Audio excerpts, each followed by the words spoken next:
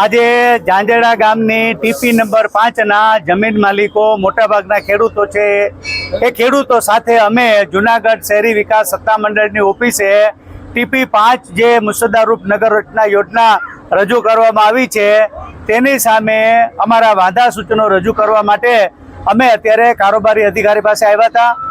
આ જે ટીપી સ્કીમો બનાવી છે એ ટાઉન પ્લાનિંગ એક્ટ 1976ના કાયદાના ખોટા અર્થઘટન કરીને બનાવવામાં આવે છે। ખાસ કરીને આ જમીનની અંદર 40% કપાત કરે છે, ઉપરાંત 900 કરોડ રૂપિયા જેવો બેટરમેન્ટ ચાર્જ, આ બધું ખેડૂતોના ખંભે હોવા છતાં અમારા નકશા જોવા હોય તો અમારે લાઇનમાં ઊભું રહેવાનું છે। આ લોકોને ટીપી સ્કીમો બનાવતા 2 વર્ષ લાગે અને આ લોકો 2 કલાકની જાહેર મિટિંગ બોલાવી દિવાલો ઉપર નકશા ચોંટાડી અને ખેડૂતોને એમ કહે છે કે આ તમારી જમીનના નકશા બની ગયા છે તો તમે જોઈ લ્યો ને તમારા વાંધા વચકા હોય તો દિવસ 7માં રજૂ કરો। હવે ખેડૂત લોકો જે નકશાઓ વાંચી ન શકે, ફોર્મ એપ શું છે એની માહિતી ન હોય એવા લોકોને માત્ર 7 દિવસનો ટાઈમ આપવામાં આવે છે।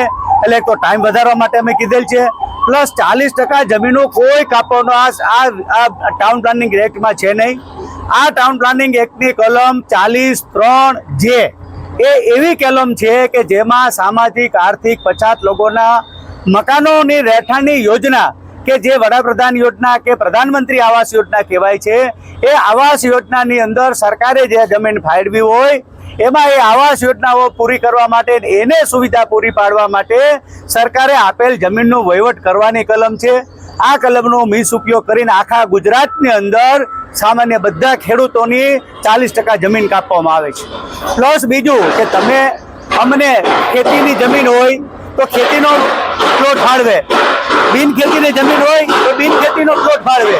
તો ખેતીની જમીનના ભાવો 4000 હોય તો આ નકશા બનાવી અને જે પ્લોટ બને છે એના 20,000, 18,000, 19,000 રૂપિયા ઊંચા ભાવ મૂકી અને જે નફો થાય એનો 50% અમારો સત્તામંડળનો, 50% તમારો, એમ કરી અને એવી માયાજાળ કરી અને લોકો સાથે છેતરપિંડી થાય છે।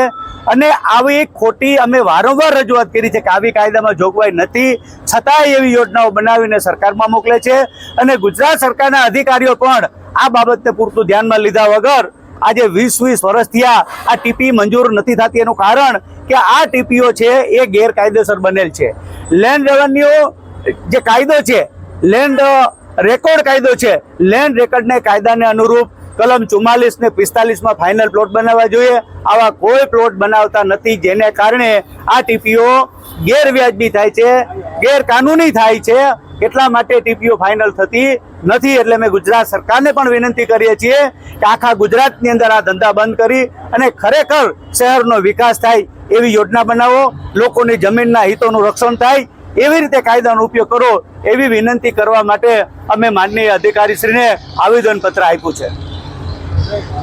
ડ્રાફ્ટ ટીપી સ્કીમ 5 ઝાંઝેરડા આપણે ફરીવાર બનાવવાનું શરૂ કર્યું, જેના ભાગરૂપે ટીપી એક્ટ 1976 અને નિયમો 1979ના નિયમ 17 મુજબ ઝાંઝેડા ખાતે ઓનર્સ મિટિંગ રાખવામાં આવી છે અને ત્યારે આપણે દરેક ખેડૂત ભાઈઓને વધુ સમય મળી રહે એના ભાગરૂપે 27/4/2026ના સાંજના 6 ને 10 કલાક સુધી વાંધા અરજીઓ સ્વીકારવામાં આવશે એવું આપણે જણાવેલ અને એના ભાગરૂપે જુદા જુદા ખેડૂતોને જે કાંઈ સૂચનો હોય, વાંધા હોય એ રજૂ કરે છે અને એના ઉપર અમે કાર્યવાહી કરીશું।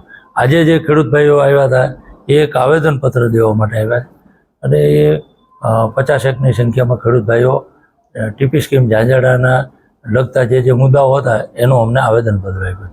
હવે આના પછી પ્રોસિજર એવી છે, આપણે ઓનર્સ મિટિંગ થઈ ગઈ ત્યાર પછી આપણે પ્રસિદ્ધિનું જાહેરનામું બહાર પાડશું।